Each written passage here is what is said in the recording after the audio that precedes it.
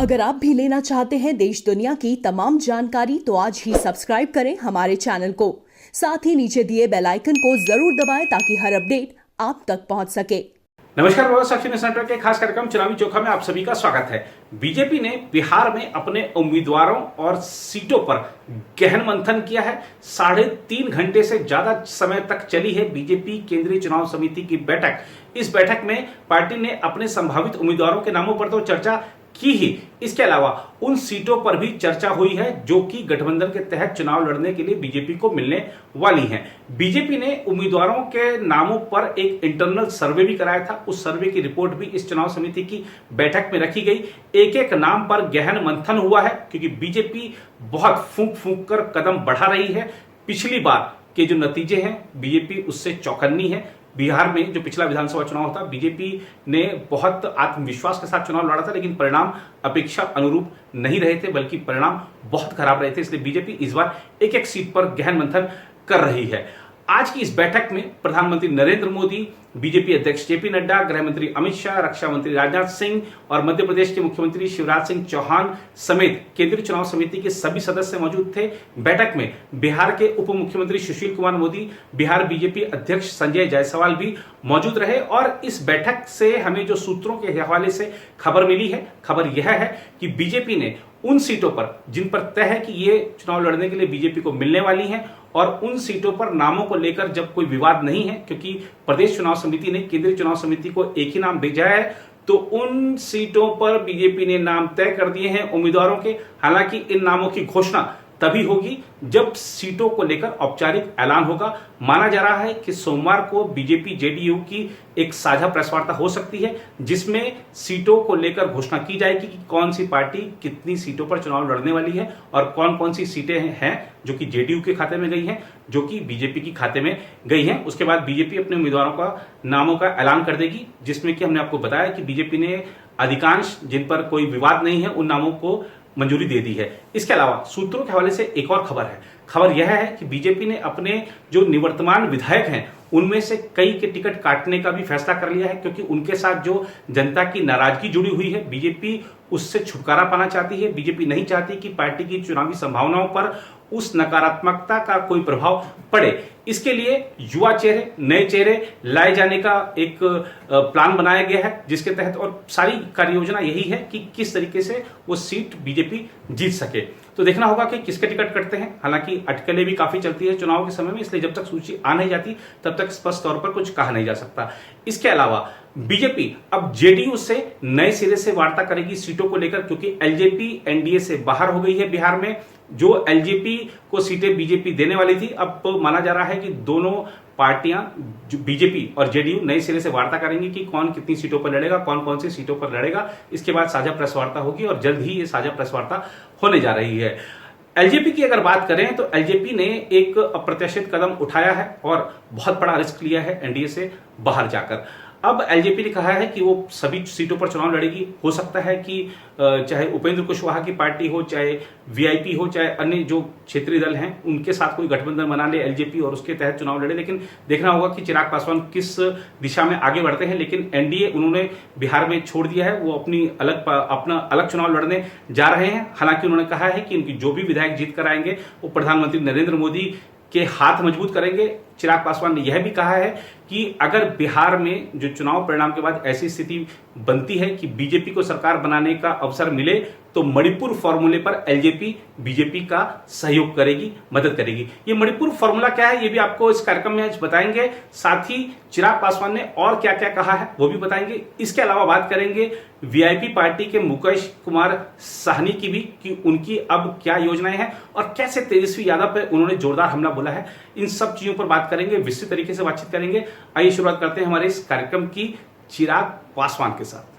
बिहार में एनडीए में शामिल लोक जनशक्ति पार्टी ने मुख्यमंत्री नीतीश कुमार के नेतृत्व में प्रदेश विधानसभा चुनाव नहीं लड़ने का निर्णय लिया है। हालांकि उसका जेडीयू के साथ कई सीटों पर दोस्ताना मुकाबला हो सकता है।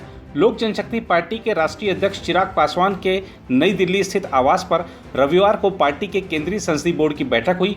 इसके बाद एलजेपी के प्रधान महासचिव अब्दुल खालिक ने कहा कि राष्ट्रीय स्तर व लोकसभा चुनाव में उनकी पार्टी का भाजपा के साथ मजबूत गठबंधन है, लेकिन राज्य स्तर पर व विधानसभा चुनाव में गठबंधन में मौजूद जेडीयू से वैचारिक मतभेदों के कारण बिहार में एलजेपी ने गठबंधन से अलग चुनाव लड़ने का फैसला लिया है। उन्होंने कहा कि कई सीटों पर जेडीयू के साथ वैचारिक लड़ाई हो सकती है, ताकि उन सीटों पर जनता निर्णय कर सके कि कौन सा प्रत्याशी प्रदेश के हित में बेहतर है। उन्होंने कहा कि एलजेपी बिहार पहले बिहारी पहले दृष्टिपत्र को लागू करना चाहती थी, जिस पर समय रहते सहमति नहीं बन पाई। उल्लेखनीय है कि एलजेपी ने गत 2 अक्टूबर को मुख्यमंत्री नीतीश कुमार के 7 निश्चय योजना को भ्रष्टाचार का पिटारा होने का आरोप लगाते हुए कहा था कि इस योजना के सभी कार्य अधूरे रह गए और भुगतान भी नहीं हुआ।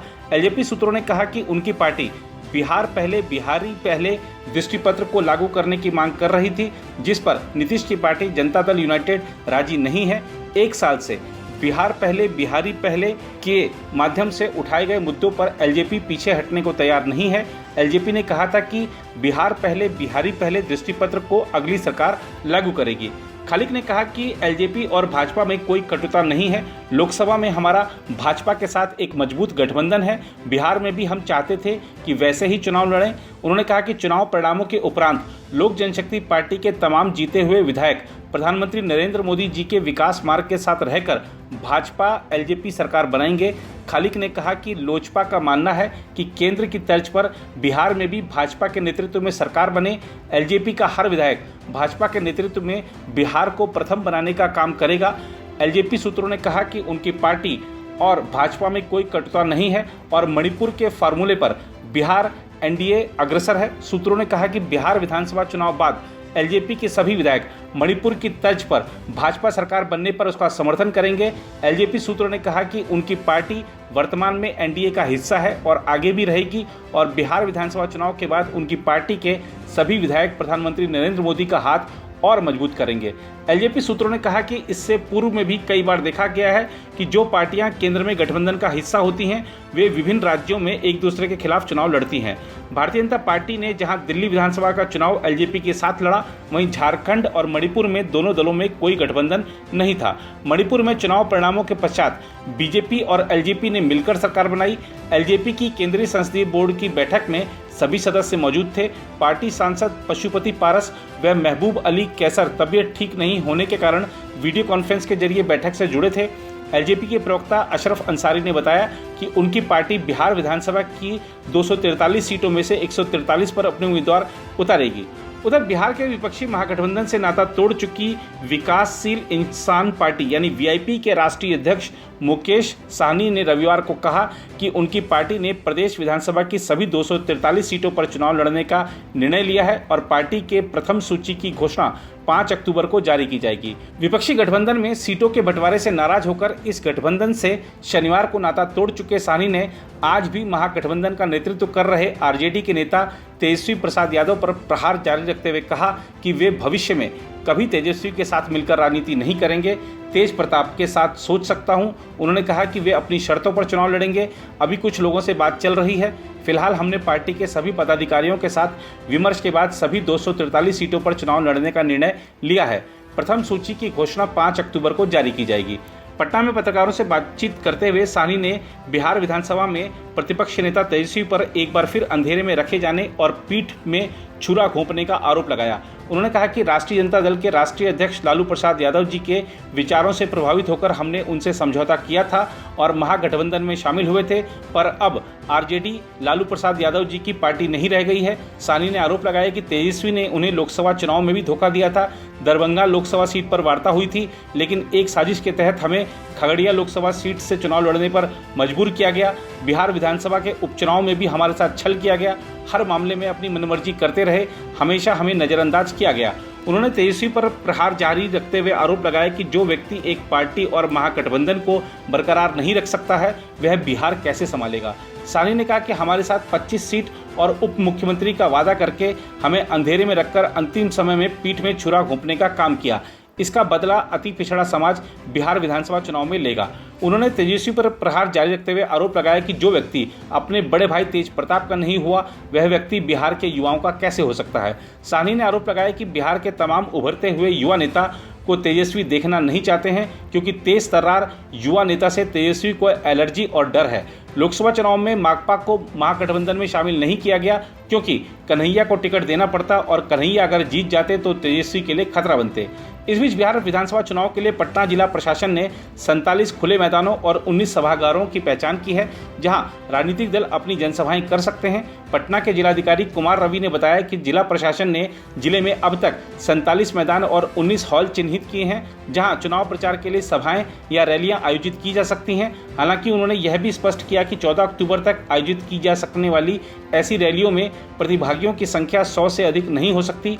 रवि ने यह भी कहा कि राजनीतिक दलों द्वारा अन्य स्थानों को भी समायोजित किए जाने से संबंधित सुझाव जिला प्रशासन को दिए जा सकते हैं। उन्होंने कहा कि केंद्र सरकार के नवीनतम दिशा निर्देशों के अनुसार 15 अक्टूबर से सभागारों में 200 प्रतिभागी तक की छूट दी जा सकती है, जबकि कोविड-19 के प्रोटोकॉल का कड़ाई से पालन किए जाने के साथ खुले मैदान में भाग लेने वालों की कोई सीमा नहीं होगी।